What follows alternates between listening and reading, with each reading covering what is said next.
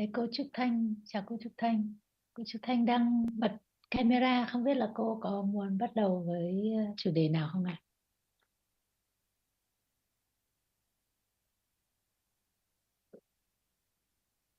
Cô đang chưa bật mic cô ạ.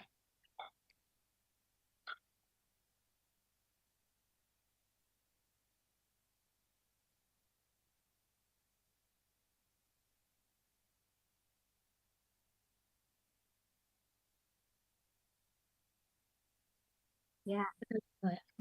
xin chào Chan, chào Sarah và chào thầy Thanh Mạch và mọi người. Dạ. Vậy là cô có câu hỏi đúng không ạ? Dạ, Thanh hiện giờ thì chưa chị, để cho Thanh khoảng 5 phút nữa chị. Dạ, dạ, Tại con thấy cô bật camera thì con tưởng cô có câu hỏi để con hỏi dạ, thôi. dạ.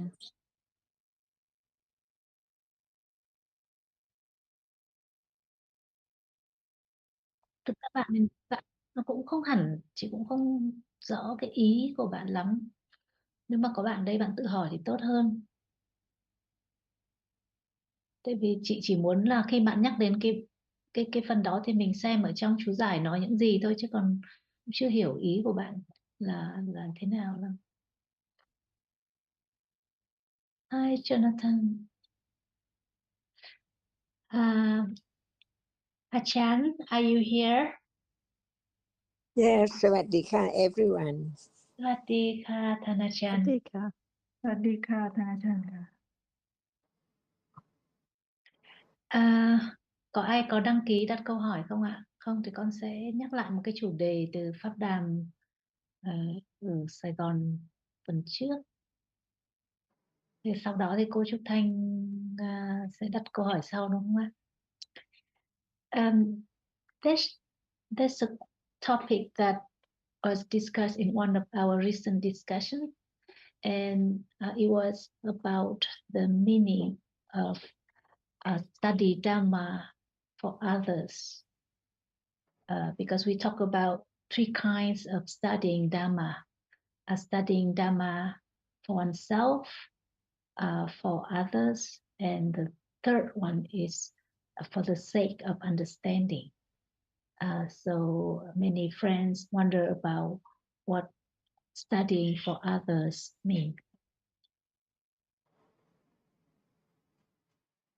It means like for society or for one's family. Maybe one comes here to listen to the Dharma to make one's family happy, just like before one might have gone to the temple, not because one saw any particular value, but because one's family appreciated it. So for others means for the sake of society, for the sake of family, for the sake of friends, to gain merit for their benefit, supposedly, but not because one particularly has a strong interest or strong confidence to understand and consider more carefully. Sometimes one may come along to make others happy, or because one is persuaded to do so by a family member or friend, one may come reluctantly and then find one has an interest and really sees the benefit of listening and studying and considering. So it can be different at different moments. Sometimes it may just be to get something for oneself because one wants to get more information or knowledge. Sometimes it may be for the sake of one's friends or family. And sometimes it's just because one really appreciates the benefit of understanding what is the truth, what life is right now.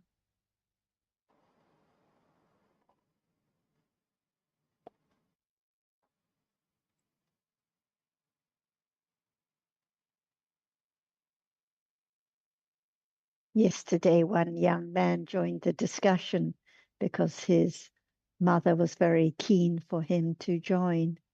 But it depends on his interest, whether he sees the benefit of study and would like to keep studying, because if it's just for one's mother's sake and one has no interest, then one is not likely to listen or consider carefully. So it depends on each one's interest and understanding whether they really see the benefit of listening carefully, considering, discussing, studying further.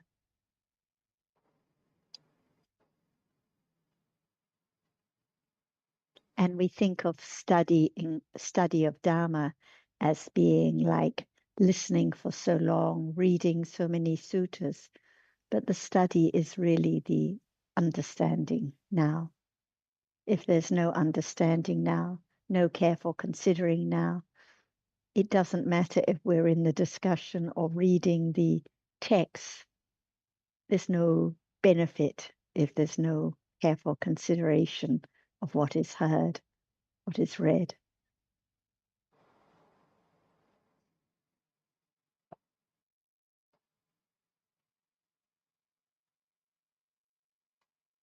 Yes, thank you, Sarah. So some friends pointed out that somehow it's still like for oneself, because when others is doesn't want to upset or to hurt.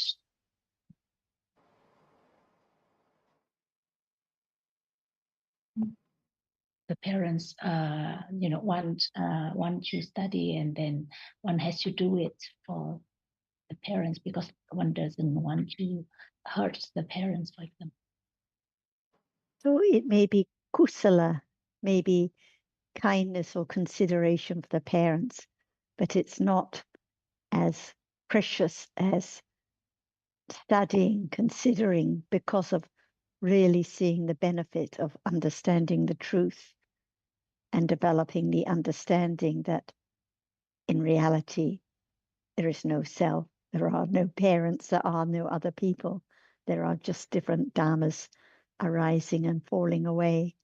And without the study and understanding about dhammas, it will just be superficial understanding.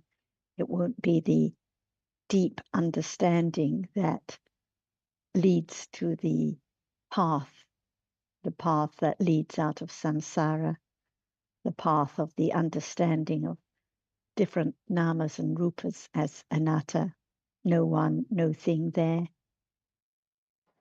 It's just like one may do many things to keep one's parents happy. Like when I was a child, I went to church with my parents to make them happy, even though I didn't really believe what I was told. So one may do many things to keep one's parents happy, but the best study is the study of Dhamma for the sake of understanding, because of seeing the value in understanding the truth now.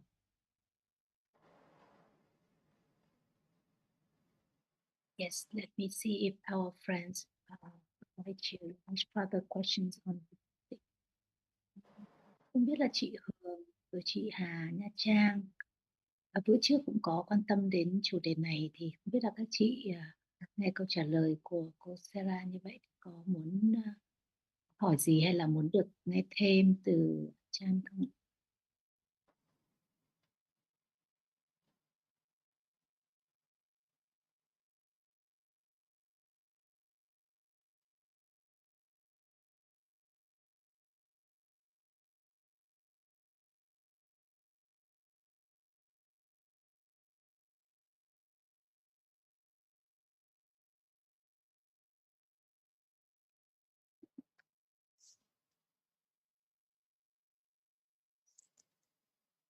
I don't understand Vietnamese.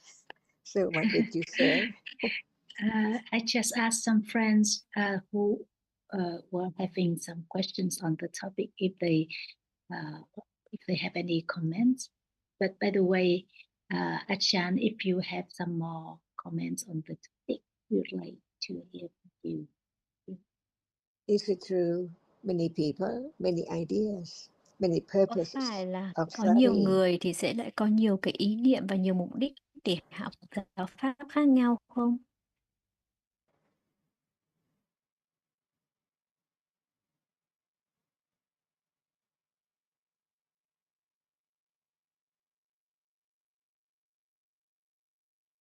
Tiny Tam, we're getting your Vietnamese over our broadcast, so that's why I think Ajahn has halted.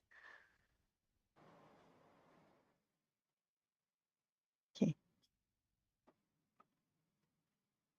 I think you can continue, Ajahn. Yes, I just said that many people, many ideas. Có phải là nhiều người thì sẽ có nhiều ý niệm không? But what? Excuse me, Tiny Tam, we're still getting your voice over. Cái vấn đề đó thì để chị dịch tạm thời trong khi thử nghiệm hết em vào phiên dịch vậy. So what about one's own purpose or idea about studying Dhamma? What for?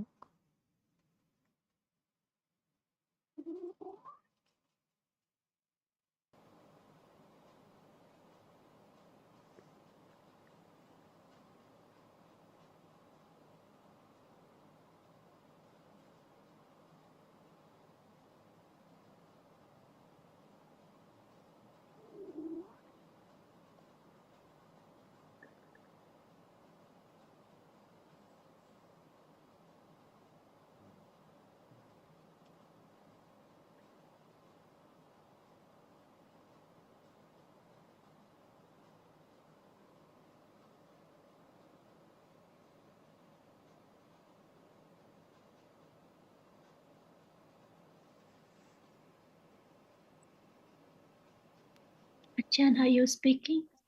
Because we don't. Can you hear me? Yes, now we can hear you. Please go on. Yeah, I just said that many people and many ideas. What about one's own thought about studying Dhamma? The purpose of studying. Why do we study Dhamma and what for? It's useful or it's useless? See? We study the Dhamma to understand the truth. Yes, otherwise just live to see, to hear, to smell, to taste, to touch, and then thinking, and then gone on, and then die. Just live to die. Live to see and to die. Live to hear and to die. That's all. No understanding at all. But it's so very interesting to understand the truth of life. It changes unknowingly all the time. And who knows what moment will be death? No one knows at all, because it has to be by conditioned. No understanding of what is there in each life, just live with ignorance and attachment, and full of attachment to what is there. Even right now it's not known. So better to understand the truth, even just very little, but it's so true. What about having everything and then die, seeing pleasant object, so very happy in life and then die? See? What about each moment? What is it in truth? And it can be studied. Anyone who'd like to study, what about study life? Because it's so very interesting to understand what is there. See? Otherwise, is it foolish, so foolish not to know what is there, when it's there. So learn little by little from the one who has enlightened the truth, and begin to understand the truth of life, the truth of every moment, because life is in a moment, from moment to moment, and then gone. And who knows, without listening to the teachings, this life, can there be other life, opportunity to hear, to study what is there, when is there? But now, there are the words of truth about everything appearing to be known. It's better to understand that, not just to live without any understanding of the truth at all. That's why we talk again and again about whatever is there by many aspects, because it can be learned, because it's there, different from moment to moment, never be the same at all. So we just come together to discuss, to begin to have more understanding about what is there. So very interesting subject for me to know, to understand, to know whether who am I or what is what we take for I of someone or something. It's just in vain, only appearing and disappearing, never to arise again. Ignorance is there, clinging to that object which is not there anymore, unknowingly.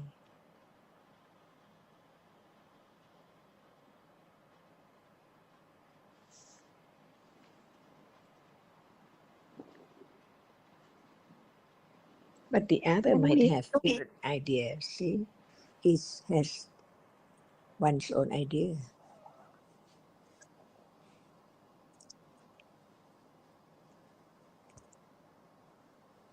Tam, I think at the beginning, Sister Tan was talking, maybe bringing up this topic.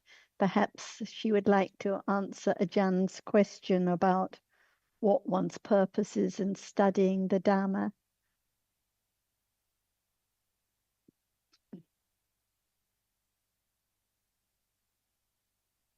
Dạ, Is it có. for Mục đích của việc học pháp là mình học để hiểu thêm về vô minh ạ.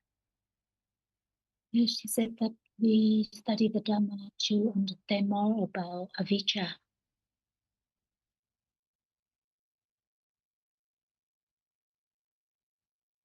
just about avijja or about any reality that is appearing now?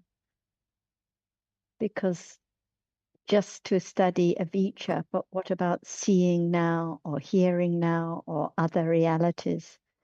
How can there be the letting go of the idea of I if there is not the study and the beginning of understanding of whatever reality appears in life now?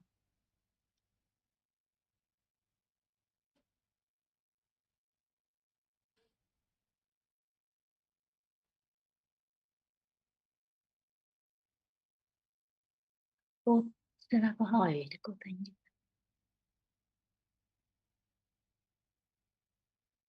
Câu phải hỏi. chỉ là riêng vô học để hiểu vô mình không thôi hay là Dạ, dạ đúng rồi, bà lại nhắc nhở thêm cho con là học để hiểu về tất cả các thực tại sinh khởi hiện giờ để có thể hiểu, thì nếu có hiểu thì nó sẽ xả ly, còn không thì mình sẽ bám lấy ạ. She said yes, indeed, as you say, not only avijja but all the realities, and only when we understand all the realities that there can be the letting go. And without understanding the different realities, the different namas and the different rupas, there cannot be even the beginning to understand what avijja is. Because in the beginning, no one knows what avijja is. It's only by beginning to hear and consider about dhammas a little deeper, then that there can be the beginning to appreciate how much avijja there is. But without the study of different dhammas, nothing is known about avijja. So it has to be the study of just what appears now, sound now, the world of sound at this moment that is heard, just a Dhamma, not anyone, not anything. Hardness that is touched now, not a table, not a computer, not something, just hardness. So by beginning to understand a little more about different dhammas, there is a gradual letting go of the idea of something there or someone here. And this is the way there is the gradual, very gradual lessening of avijja, but not by trying to get rid of avijja, just very naturally. And this is the right purpose for studying, for the sake of understanding, not just because it makes one's friends or family happy.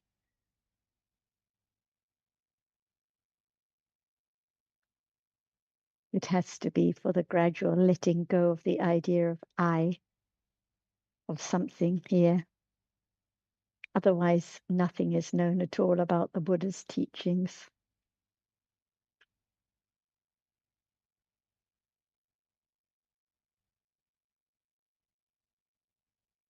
Thank you, Tan. Con thêm. Thưa bà Sarah, thì con có được nghe là gánh nặng lớn nhất của đời người á, là cái sự nặng nề về cái tôi. Thì con muốn nghe thêm về cái ý này ạ. You said that the biggest burden in life is the idea of self. So she'd like you to elaborate more. Thank you. Yes, I think like we mentioned last time, if there's no hearing of the Dhamma, there has to be the idea of I all the time.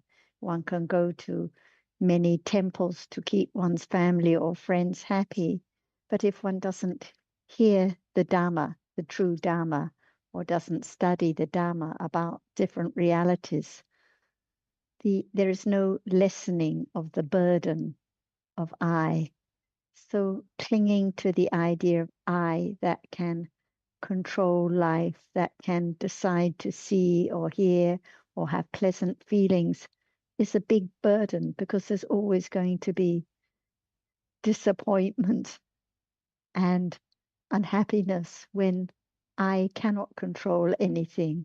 Life can never go according to the plan of I, because I is just imagined. It doesn't exist. What arises now is by conditions. So there has to be the letting go of the idea of an I that can control life at any time, from moment to moment. No one can decide what will be heard now, what will be thought about, whether there will be pleasant or unpleasant feeling. So the development of understanding develops with detachment, letting go of the clinging and expectation and trying to control what will arise next. So this is why it is the letting go of a very big burden when there is the beginning of understanding dhammas as anatta, dhammas as arising by conditions, not in anyone's control, because it means nothing to be done. I don't need to go to a special place. I don't need to follow a practice. I don't need to follow this particular rules, because there's always Dhamma now, no matter in the temple or in the home, in the shopping center or in the forest. There's seeing, there's hearing, there's thinking, different dhammas arising by conditions. There can be understanding anytime, any place. And so without hearing the Dhamma, there's no way to let go of this burden at all. And this is why, as we discussed last time, the kusala develops with understanding.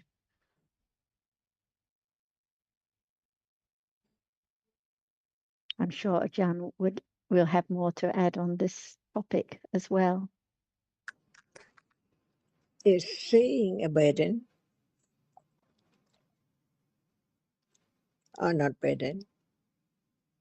Seeing now, is it a burden? To see, to hear, to think, to do, to cook, to like, to dislike. are not all burden. They are burdens, especially when the idea is that it's me. I see I have to cook, I have to go to the market, I have to buy, I have to write, I have to wear, I have to dress, so on. Are those not burdens? See, before anyone can understand what's meant by burden, one are so used to take it from day to day, it seems like it's not burden at all. But if there's no seeing, no hearing, no going to the market or cooking or doing anything, there's no burden at all, not anything to do. So the idea of I see, I hear, are those burdens every moment? And right understanding only can understand what's meant by burden in life. If there's no seeing, hearing, smelling, tasting, touching, cooking, doing, writing, is there anything to be taken for a burden? I have to do, I have to go, I have to write. In truth, they are all different realities, conditioned.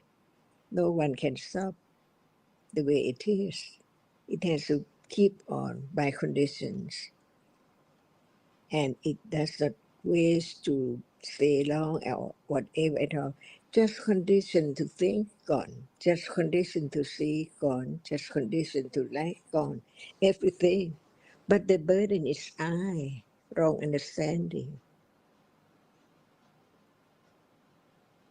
As long as not understanding the truth, we can look for what is burden, but in life, each moment to experience anything and then gone and arise again, experiences again, on and on.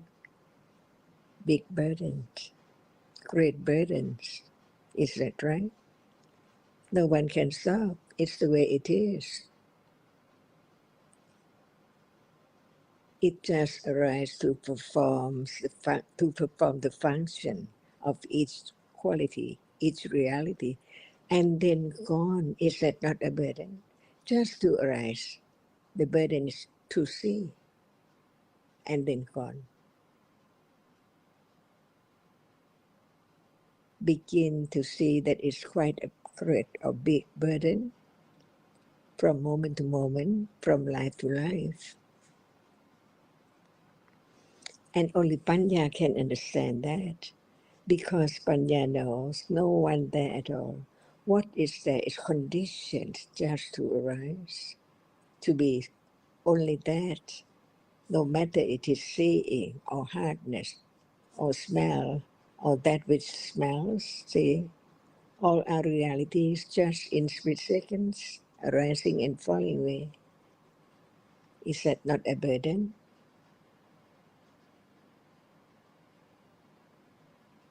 Otherwise, there's no right understanding to see the burdens of life. And how can it will not be burden at again, little by little, less and less, put down the burden, not carry it, put it on the shoulders, very heavy too, because of so many realities which feels and remembers as something, and so on.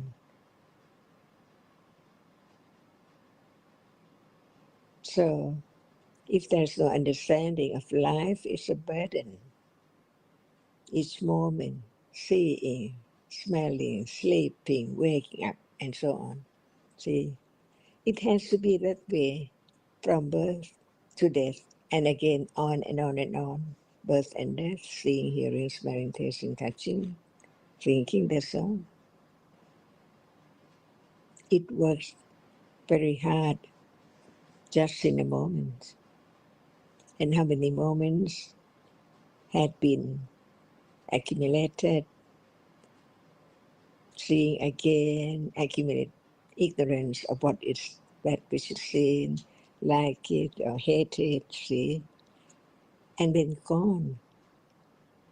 Actually, nothing is permanent at all. Even the idea of I.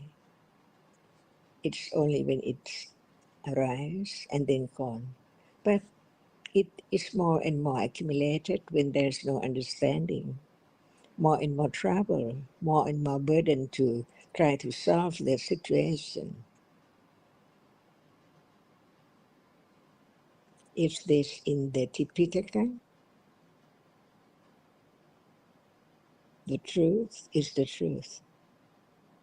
It depends on whether there's right understanding, understanding what Buddha said about burden, about each moment. That's why there's not just Abhidhamma, Pitaka, there must be also Suttanta and Vinaya too, to assist the understanding, the considering to be right and right and right, more and more closer to the truth, to understand that which is now a burden to see, to hear, to think. Otherwise, there will not be the Ariya Satya, the Four Noble Truth, the third one. So we just, someone just asked about Nibbana, would like to understand Nibbana, but no understanding of what is there now. Just the word Nibbana, how can anyone understand it? Because it's there not, it's not there now.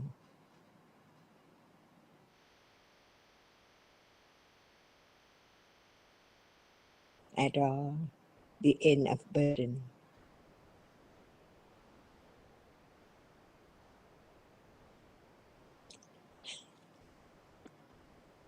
Beginning to understand what is burden is the beginning of letting go burden. But so many, many, many burdens from life to life, years and years ago. How can it be let go? Depending on right understanding, the most precious reality which arises.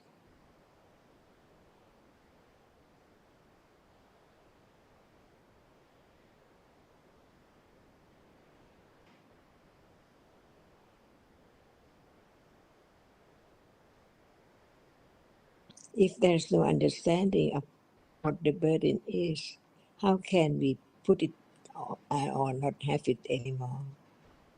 Put it off.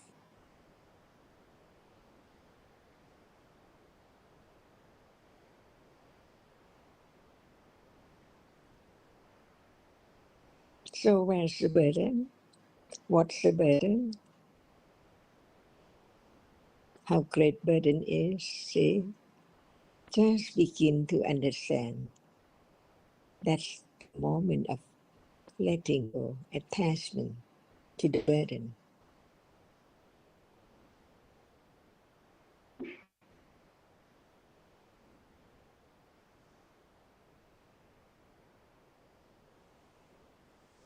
Is there burden now?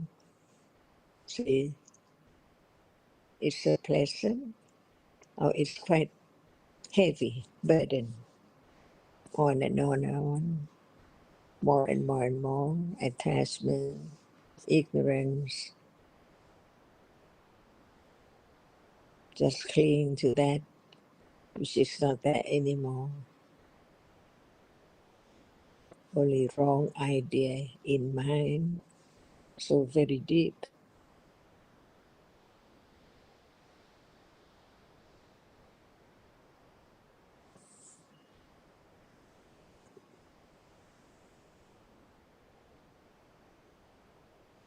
And the most difficult, no matter how much understanding is, in truth, it is just to let go ignorance and attachment.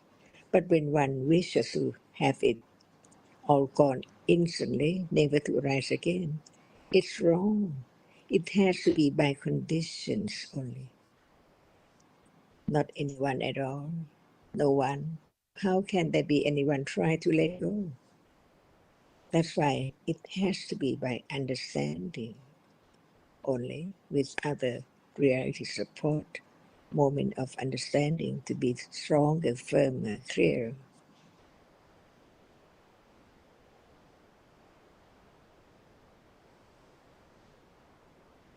So what about now? To be truthful to the truth. How much ignorance, how much clinging, and how very little right understanding is there, but better than none. Each moment, even is so very little, but from moment to moment, years and years, it will be conditioned for the moment of realizing the truth, penetrated what is there now, arising and falling away naturally.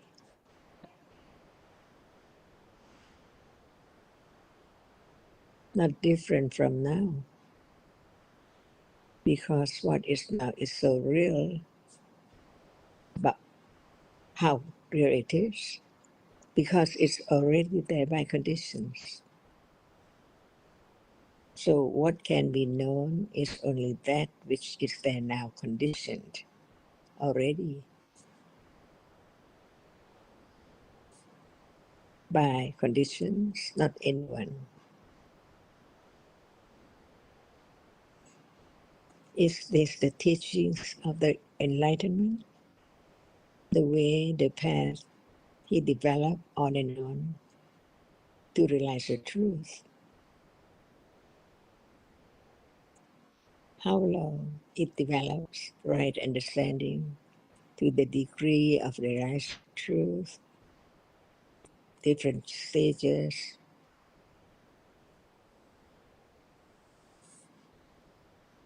to be the most precious virtues, the Buddha, the enlightenment. So now, understanding the truth, it is the meaning of Satipatthana, the path Buddha and his followers develop to understanding the truth, realizing what is there now. As he said, anyone who realizes the truth say the same.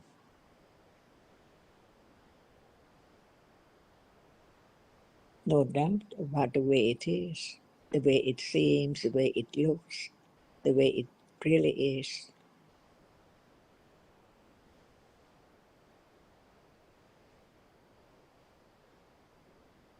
So just learn about the word, about the truth right now of any reality, because it has to be known. What is there has to be known, has to be realized, until even just the dust of ignorance and attachment and wrong understanding has been eradicated stage by stage, not as it appears now.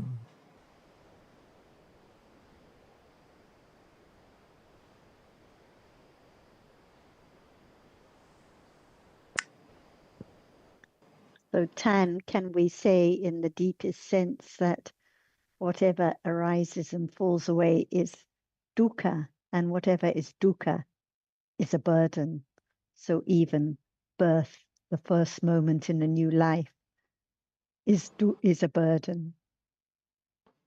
The seeing, the hearing in that life, like now, is a burden. The thinking is a burden. So actually, birth is a burden. Whatever arises in life is a burden.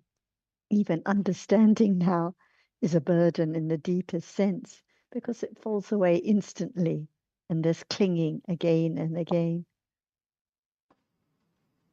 And the only way that there can be a way out of this life of burden is through the development of understanding that these are all dhammas which are anatta.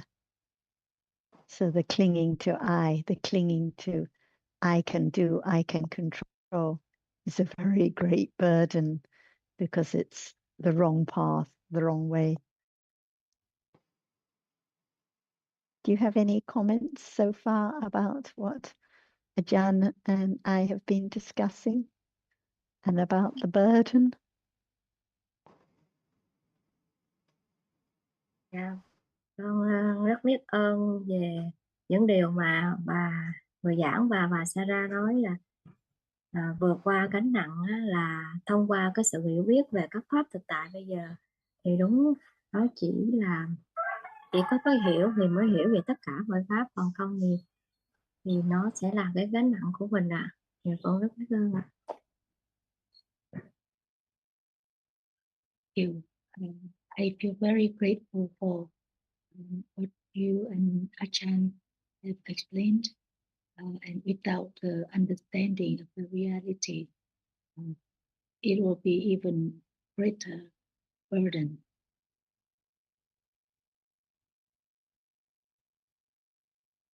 Yes, just beginning to consider about what these different dhammas are now and how they are dukkha because they fall away instantly, and to begin to consider that the pleasant feeling now, the seeing now, the hearing actually are burdens. What we crave for and long for are actually these dhammas that arise and fall away so quickly, each one gone instantly. But it's so fortunate to hear and consider, because this is the only way there can be a little lessening of the strong hold of I, and the beginning to consider what the real burdens are in life.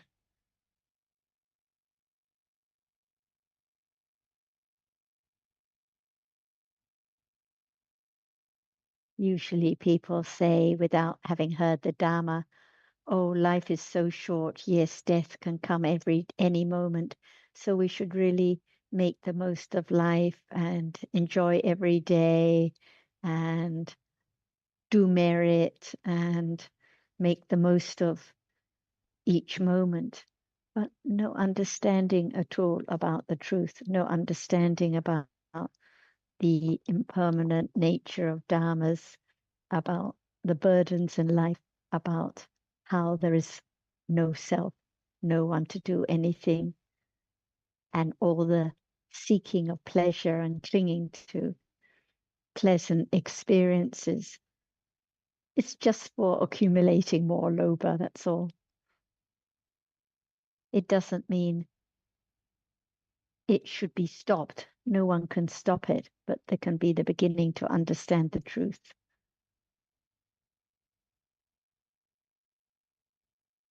Thanks, Sarah. Không biết là cô Thanh có chủ đề khác mà lúc trước đó cô có ý định ra không?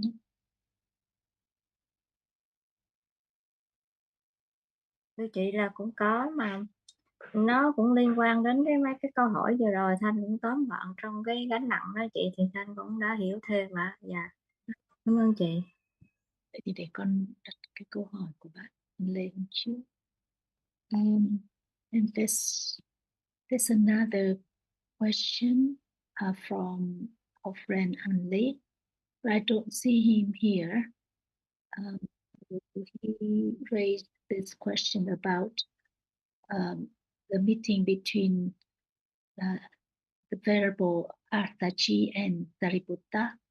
And we know that Arthachi spoke about this to Sariputta. And so the word cause in this case, I think his question was, does that mean it's a pachaya or it's like hetu? And actually I did do some research, and the Pali word for that is hetupa. But then what is the deeper meaning of hetu? What is the relevance of using the hetu in this case?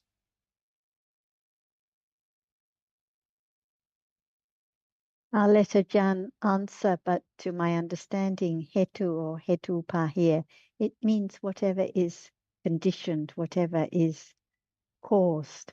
So we know hetu can mean roots, like 3 wholesome, 3 unwholesome roots. It can also mean condition, like pachaya, or the condition for arising.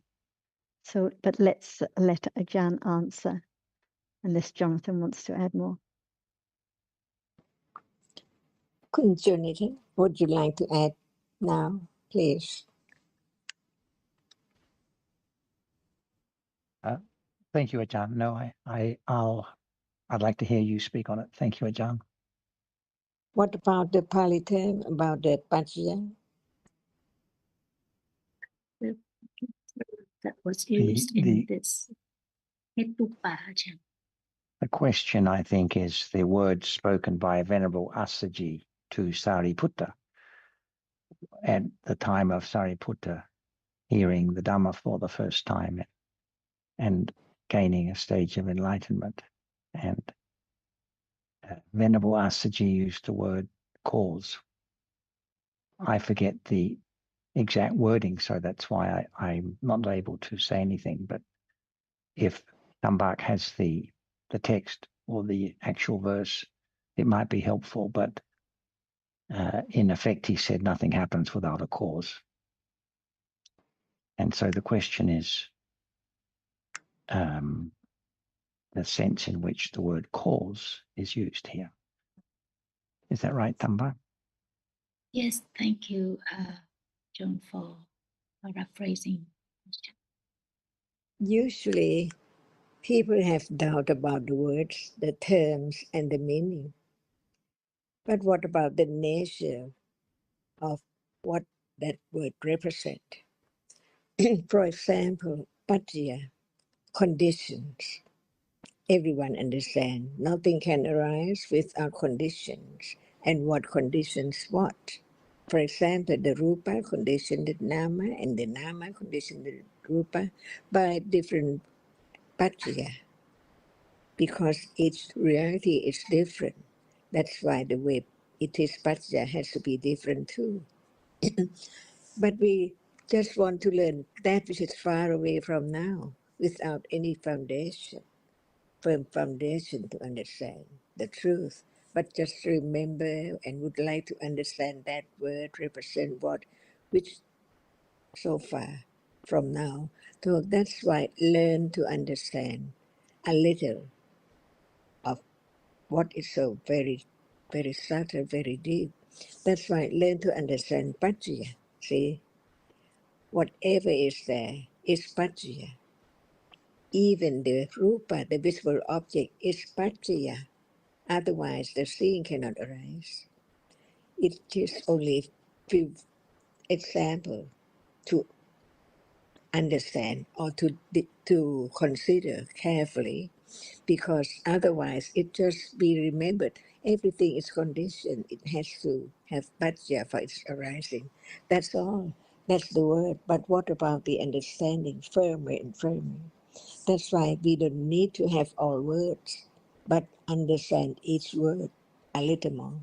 And then there can be the understanding of what is there a little more. For example, paccaya and hetu. Whatever conditions the other is paccaya. There are many paccaya, like aramana paccaya. Whatever is their experience is paccaya for that which arises to experience it. See, and for hetu, it is one paccaya. It's not like aramana paccaya. Even it can be aramana, but by way of hetu paccaya, it conditions the reality to be kusala or akusala. For example, loba, dosa, moha, alopa, atosa, amoha. The other cetasikas like phassa and so on cannot be hetu paccaya. That's why we learn to understand the meaning of the word, which covers the understanding of that very moment. Because Assaji talked to Sariputta, see, and Sariputta is time ready to understand that which is there from the accumulation years and years ago to the moment of it's ready to just understand the reality by such word, because he had heard in samsara many years ago, but it's not ready to understand. But when it's ready, right any moment, when it's ready, it just pops up unawareness, an expectation, no thought of it at all. So when Asati said the word, which one, which reality, hearing or seeing are there to be known by condition, unexpectedly. That's why anyone who dream about realization of the Four Noble Truth, it's useless. It's not the way. It's not the moment of letting go, attachment and ignorance, because condition is not ready yet. That's why Hetu is one Pachya and other reality is Pachya, but not by way of the six Jetasikas. So when we talk about Hetu, it covers up the Pachya and other reality too, the other Pachya too. So no expectation how much understanding now is accumulated so very subtle, so very deep. No one knows until time is ready. What is there unexpectedly pops up to be known of anattanas or dhammas are anatta. Even right now, it's beyond expectation. What is there? It pops up, but so very, very soft, unknown at all. But when the panya is so sharp, it's the moment of that which now pops very, very softly, very, what you say, not loud at all, but it's there. But when times come, panya is ready. The popping up is so clear, so great, unexpectedly anatta shown. That's why now we learn about understanding what is there little by little to be conditions for that very moment of realization. What is there unexpectedly? Anattanness is firmer and firmer and firmer. So is that the explanation for Hetu, which Asati said to Sariputta? But we can hear what Asati said to Sariputta. What about the understanding? It just begins like the seed on the ground, the field, or what? Is it ready now to grow? Very strong to understand the word Buddha taught to anyone. And the listeners became enlightened or not yet, or different degrees of understanding. All are anatta. And it's not just a word, it's there right now, but it does not appear clearly. But it begins to be known. Who knows what would be the next moment? Impossible. Even Panya, just understand that which is conditioned to pop up, to appear to be object of understanding.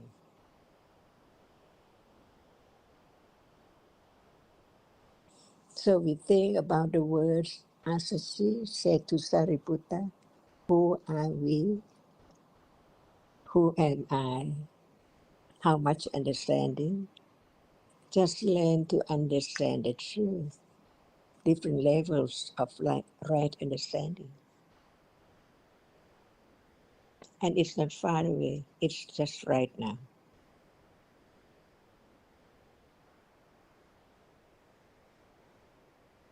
Is it true?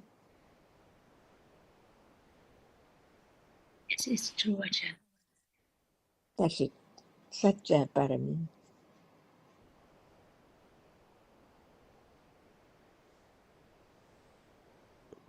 No one can change the truth. It's gone instantly as soon as it has arisen. Anatta.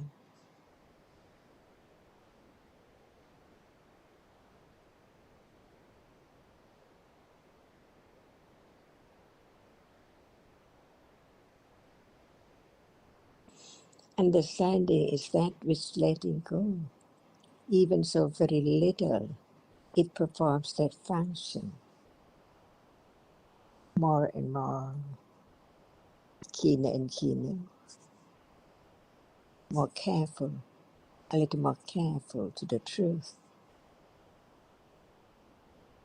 And this is parami.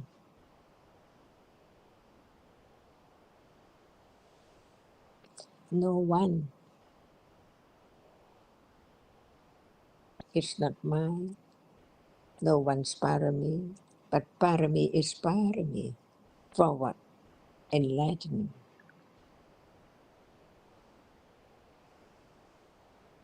The ultimate truth of this moment.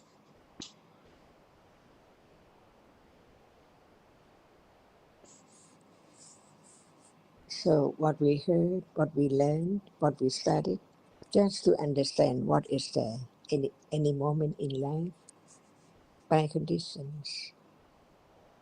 Otherwise, it's useless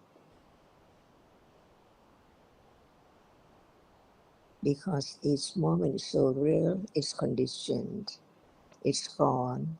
What appears is that it's left to be nimitta of that which arises and falls away.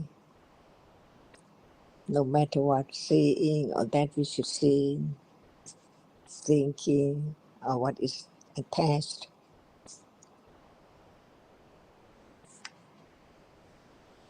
How subtle it is. Just close your eyes. What appears gone. As soon as one just opens one's eye, all are there. Is it so subtle? Only one dot of what is there, appearing, until it's taken for by shape and form to be something all the time. Even my leg, my arm, my tooth, my hair, see? The understanding of how deep it is the moment of letting go, of trying to do something, hurry to understand it, would like to understand Nibbana or the three kinds or three characteristics or whatever. What about now? Not close to that which is so close yet.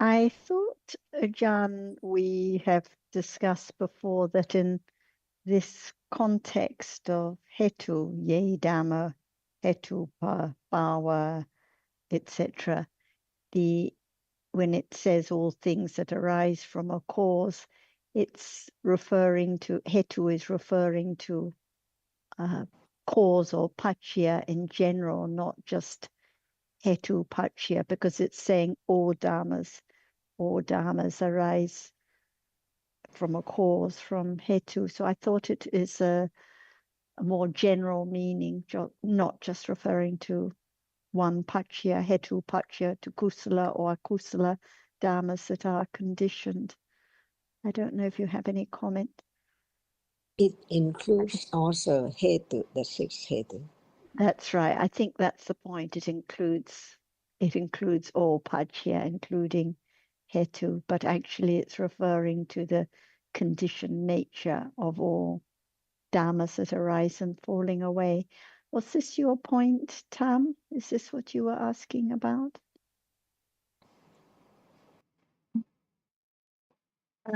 Yes, actually, I think the question was from Anle, and because I was unsure about his question, I wanted to ask him to ask by himself, but he's not here today. And I believe he he was having a discussion with another person, and the person thought that the other person thought that the hetu or the causes here means the cause for, like in cause and results. Yeah, and then I am not sure about he was wondering.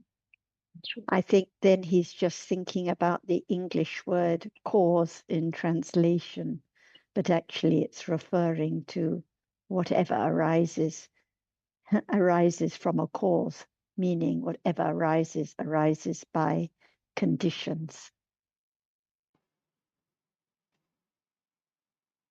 So karma is one condition, hetus are one condition, many different conditions. Aramana is a condition, nisya is a condition. So here the word cause means by conditions. And when talking about the stopping, the ceasing, it refers to nibbana, right?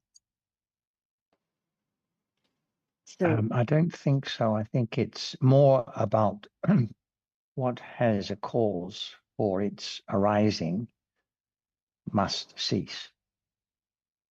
What arises from a cause or condition has to cease, has to fall away. That is the understanding that Sariputta had following hearing those words,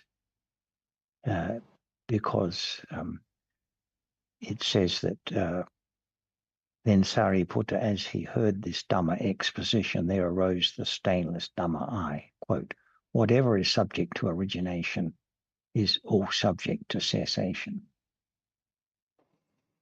So I think it's talking about the conditioned nature of all realities.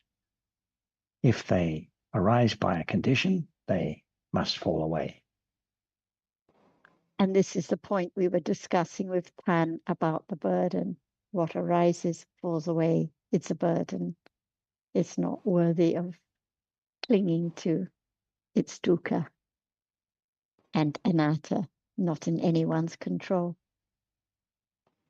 And without the Buddha's enlightenment and sharing of the teachings, we would have no idea. So the Pali word we have here is nirodha. So you can understand that the word nirodha doesn't always refer to nibbana, but also can refer to the ceasing of Dhamma. Very helpful, thank you.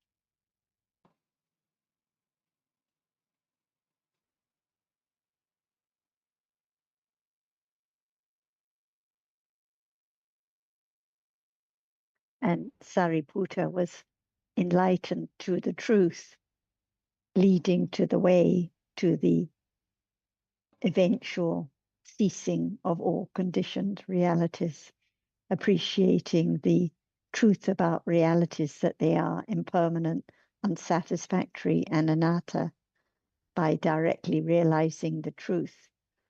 And experiencing Nibbana for the first time means it's inevitable that there will be the end of life in samsara, the ridding of all burdens. Yes, what we just discussed now, I think when I think about the translation in Vietnamese, actually it's quite different from the translation from English. Like it goes like this: everything arises from the cause, and when the cause ceases, then all phenomena cease. So that is the translation in Vietnamese. Currently, like the same. I think it's reasonably similar to, depends what English version you're looking at.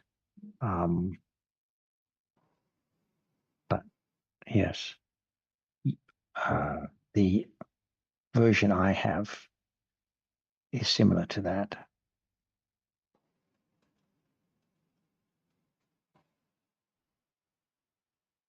Whatever arises from a cause, all those things will cease. And the Buddha was able to identify the cause and the reason for the causing, the reason for the arising and ceasing. But in the Vietnamese translation, it emphasizes the ceasing of the cause leading to the ceasing of phenomena.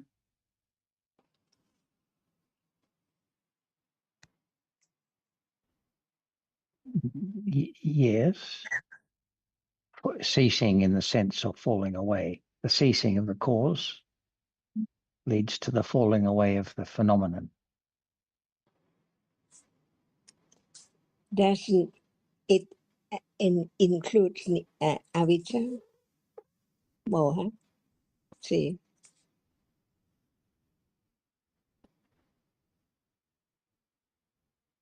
Yes, what do you mean, Achan? without avijja, see, can anything arise?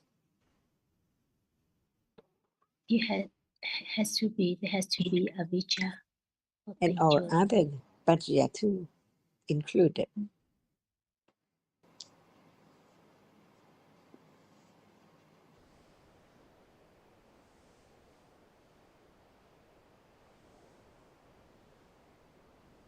So without any causes, without any conditions for arising, then it is the complete cessation of all conditioned dhammas.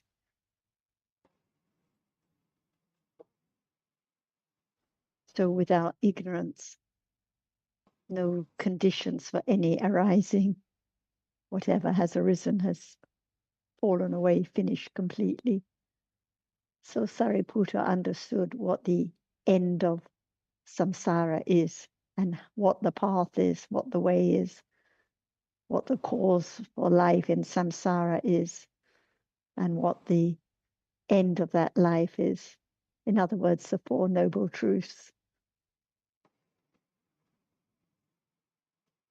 That all is impermanent, the cause of what is impermanent, the end of what is impermanent, and the way. So, Tambak, are you saying that the Vietnamese translation suggests the falling away of all phenomena? Yes, it sounds like I that. see. Yes. Yes, I see.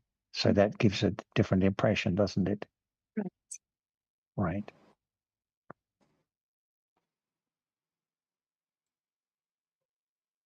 Because another friend mentioned that he read or heard from somewhere that it explains the ceasing mentioned here refers to the Magachitta. Mm-hmm. Mm-hmm. Yes, I don't think that's correct. I think it's more the ceasing of the individual phenomena that have arisen. Yeah.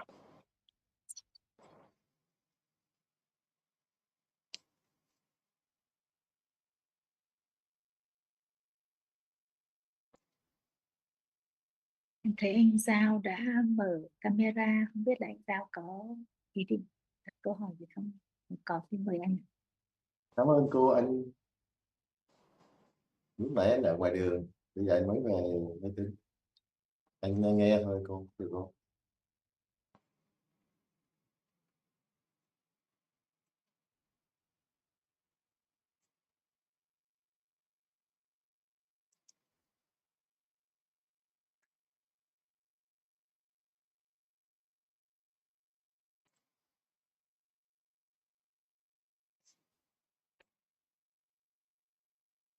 And I think that the cessation can refer to both, to the what has arisen now by causes falls away instantly, and also if nothing further is conditioned to arise, then it is the end of life in samsara, parinibbana, no more arising at all.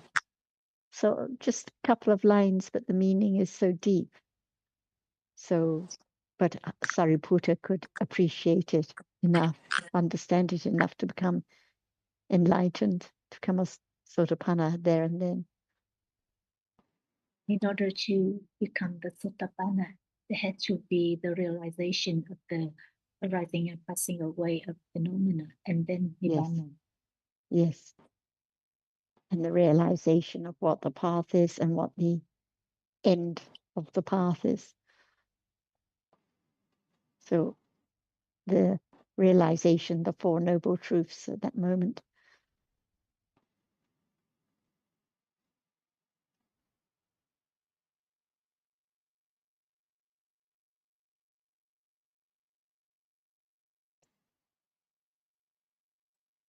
Ajahn, would you like to tell us about realities now?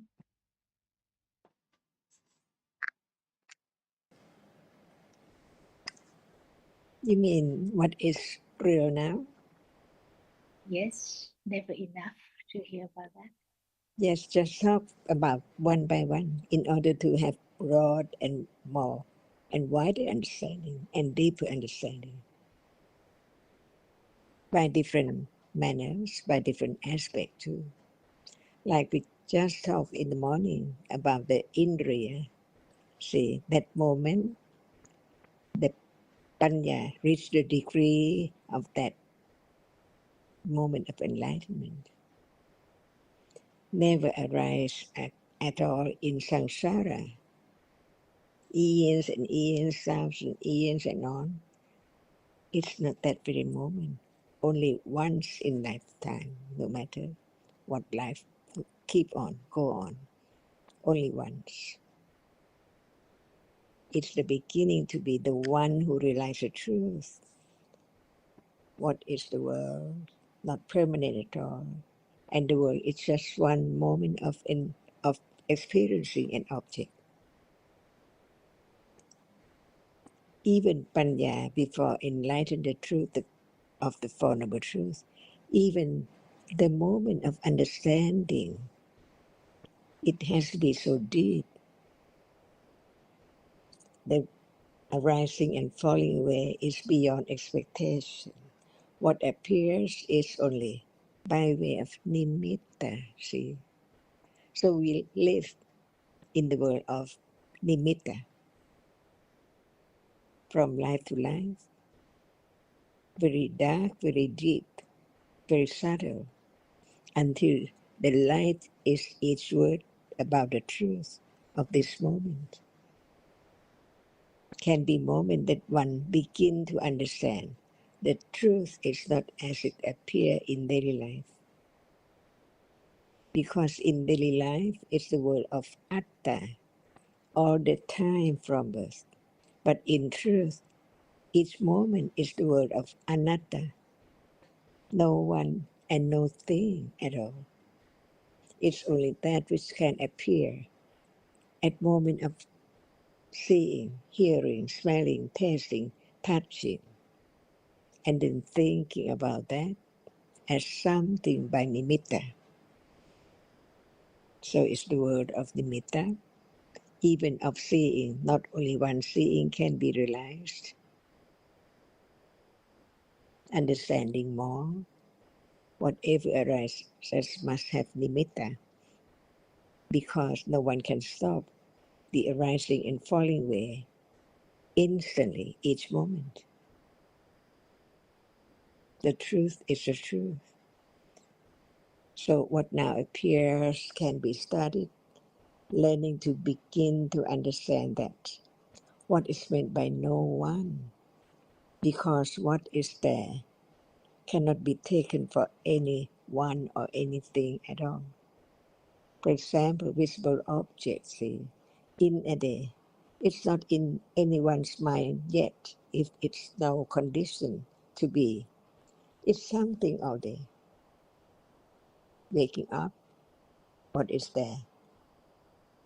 Something, no matter it's hot or cold, black or white, All are something. In truth, it's not at all. So learn to have confidence of the truth, Satya Bharami, in order to understand that what is there now can be studied, can be learned, can be let go of something as usual, to begin to understand the nature of that which appears and that which experiences it. It is there in very short moment, from moment to moment, so quickly. But right understanding begin to understand the complex, that what are the complex, what are the only one reality can appear, and what can appear has to be through one doorway only, seeing or hearing or smelling or tasting and touching and thinking. So begin to understand moment of thinking is not moment of seeing, but it's so quick that who knows that as soon as what is seen falls away, it conditions the idea, thinking about it instantly, unknowingly, all the time, years and years and years ago, even right now. So begin to understand the very, very subtle reality which no one can know without the enlightened one. After his enlightenment, what he said, Dhamma is so very subtle, but it can be known, it can be studied, it can be realized. That's why he taught for 45 years. So each word is so very precious because it's so true. It can be studied to understand that the truth is the truth. Visible object only cannot be taken to be someone or something. Can it speak? Can it sing, the visible object? Not at all. But the idea of turn on the television, someone is singing, or turn off the television, it's still someone is singing. See, the world of idea, the world of atta, until each moment, each reality in common life, daily life, no doubt about the another's of each one, stage by stage, until time comes like Sariputta, unexpectedly, because he heard a lot about Dhamma, but not ready yet. Conditions were not ready yet to realize the truth. But when time comes, just listen to Asachi. Unexpectedly, see, what appears as the noble truth. No doubt at all, without conditions, there cannot be such moment. Very great understanding, the Panjindriya, the first stage of enlightenment. Even one moment is distinct from the next moment, because the first one is a moment of understanding, realizing. The next moment, it has been realized. No doubt, never to rise again, all that which has been eradicated. Never, never. In daily life, it has to be daily life. Unexpected moment of realization in Tipitaka about anyone washing one's feet. See, listen here and there to the words that has been heard, but it's not time yet to understand. So we can talk about the words Asachi said to Sariputta many times, but it's not time to realize the truth yet. The same for all, until it's proper time for such moment. Such moment can arise. And this is the moment to let go. Wrong understanding, to try to do, try to sit, try to walk, try to concentrate to understand the truth. Impossible, because avijja is there and ignorance is there. So the path is so very subtle because it's right now understanding a little more of the truth. It let go clinging, wishing, expecting the moment of enlightenment. See, otherwise the deep wishes, expectation is there until it's known. Panya has to know even the very weak, very slight akusla as strong understanding. Naturally, quickly, see, just like this moment, whatever arises falls away in split seconds. No difference from here, the moment in life, now. No sign for the other to know that that person has realized the truth or what at all. So natural.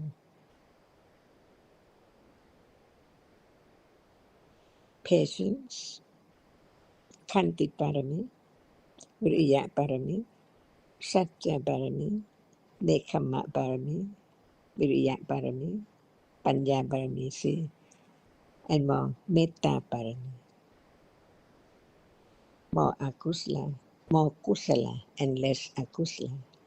By conditions, by understanding,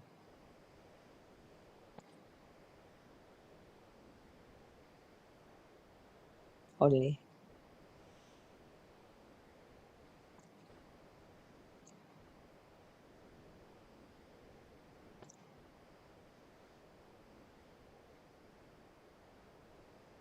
So we learn more of the words of truth to understand the truth deeper and deeper. That which experience is not that which is hard, which appears. See, when will there be moment of attending to the reality which experiences hardness, or seeing, hearing, smelling, tasting, touching, and more difficult? It has to be only by conditions. Otherwise, it hinders again the moment of understanding because the I seek somewhere.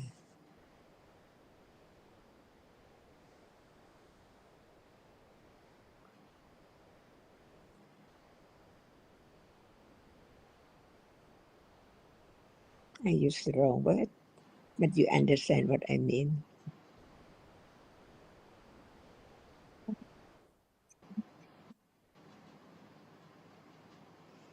So all depends on understanding in different languages, even in the same language, different word conveys or represent different angle of reality.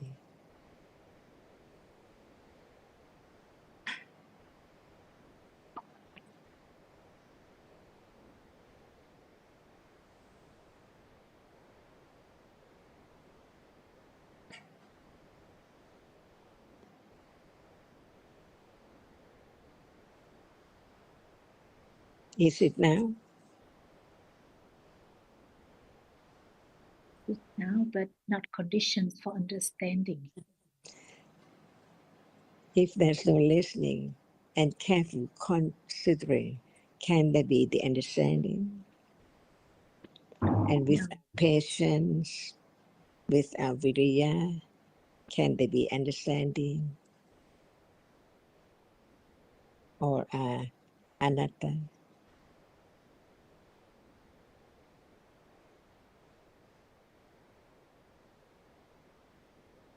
And is there a little more understanding while we talk about the truth?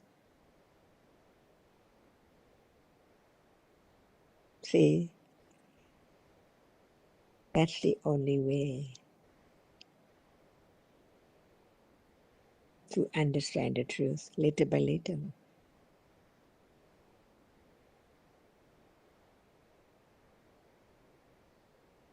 See, it's the visible objects to be truthful. When will it appear as it is? No one there at all. No thing there at all. Only that which appears so very short, and that can be realized through mind only.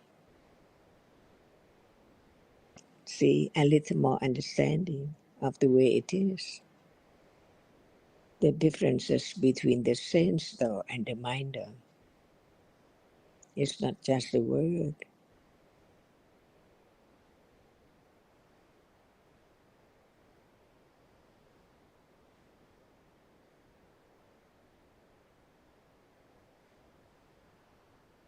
The other day, one friend, I think my sister, raised the question about Virya Chanda. But it seemed to her that sometimes they can be quite similar. But of course, there are different realities. Do you have any to help her to understand a little how the difference between Virya and Can the body move by itself? no? Well, depends on conditions. Sometimes there can be a movement by Utu temperature. Really? Like the wind and the tree? Or what? Yeah, in exceptional cases.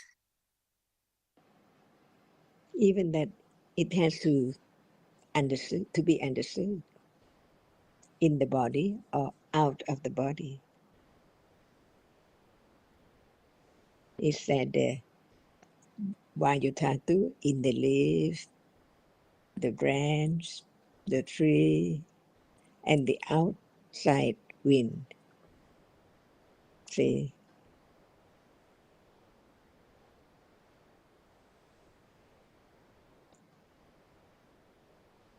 The outside wind, you mean the conventional wind? temperature.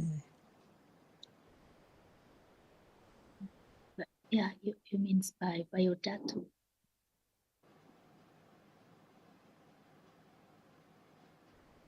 Temperature is heat and cold, but that must Yes, be yes, the yes, yes. Vayutatu too. Right, right.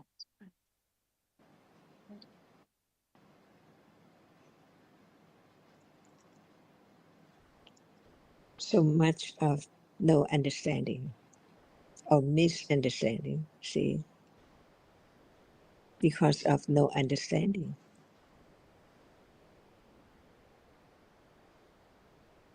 So Ajahn, when we say that the rupa conditioned by utu, does that only mean utu, or does that only that also refers to the four Mahaputta rupas? If the wind does not move, can the leaf move? It has to be the wind Yeah, there. performs its function at that moment. Everything moves when it flows. Blow, then it blows.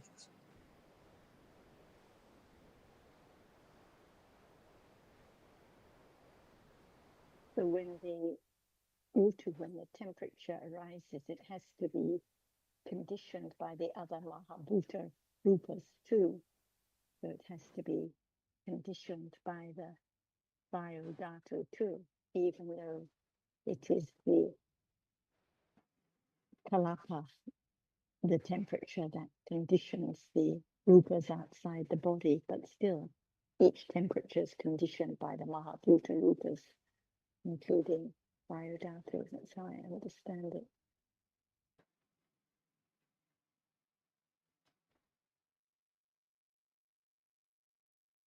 And maybe for your question about Viri and Chanda, maybe we better discuss this next time. I'm not quite sure how we got from that through the Rupas, but maybe we can discuss both of them in more detail next time. It's a good topic for next time. Thank you so much for your explanations, Chan and Jonathan. สวัสดีค่ะ